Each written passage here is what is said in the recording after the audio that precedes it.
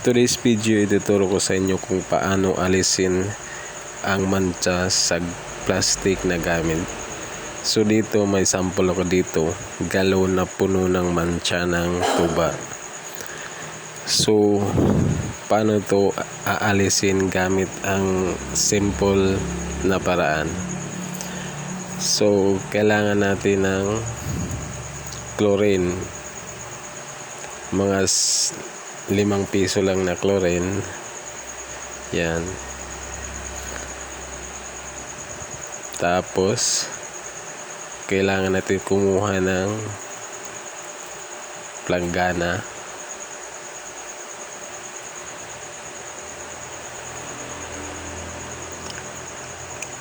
Lagyan natin ng mga kalahating tubig, kalahating baso ng tubig, at tunawin natin yung chlorine sa tubig para yun ang gamitin natin para linisin yung galon.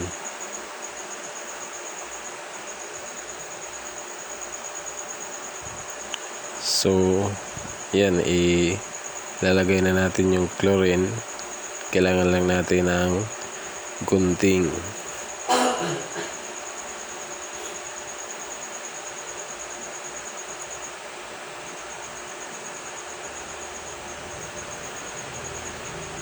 Mga 3 chlorine dito sa labas, panlinis sa labas ng galon, at saka 2 chlorine doon sa loob. So lagyan mo lang ng maliit na tubig yung chlorine para siya madaling matanggal yung mancha.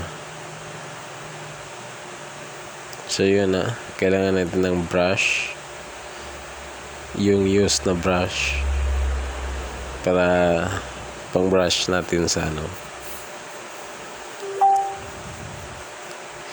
yan. Tunawin muna natin.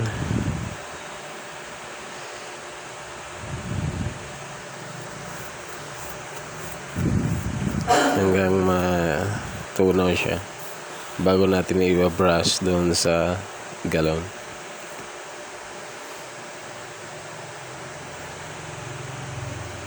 Yan. So yung 2 chlorine nilagay ko na sa loob. Nilagyan ko ng mga 1/4 na tubig sa baso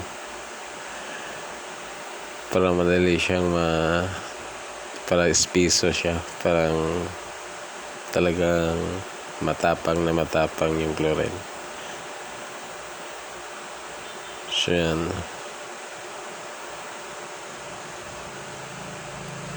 i-brush natin.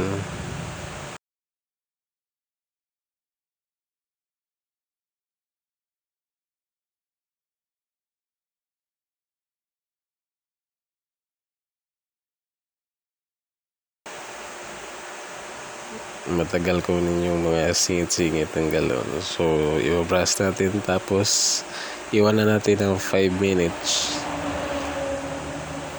Pagkatapos ng 5 minutes, ayan, nakita natin yung resulta. Medyo pumuti na siya. So i-brush ulit natin.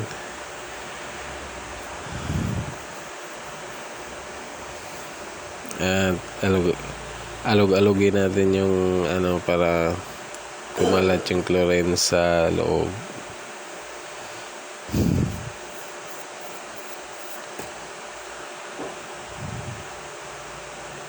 Brush natin yung bibig ng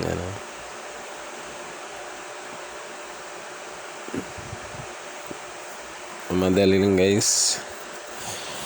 Ganito lang kadali magtanggal ng mancha sa anumang gamit na plastic. So yan, iwanan uli natin ng 5 minutes.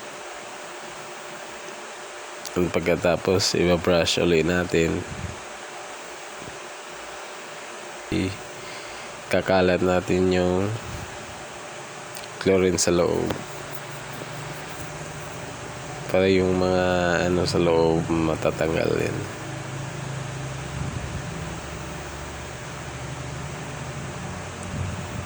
Pumuti na siya guys, di ba? So ngayon, iwalan uliin natin ng 5 minutes para sa final na result. At dito guys, ito na yung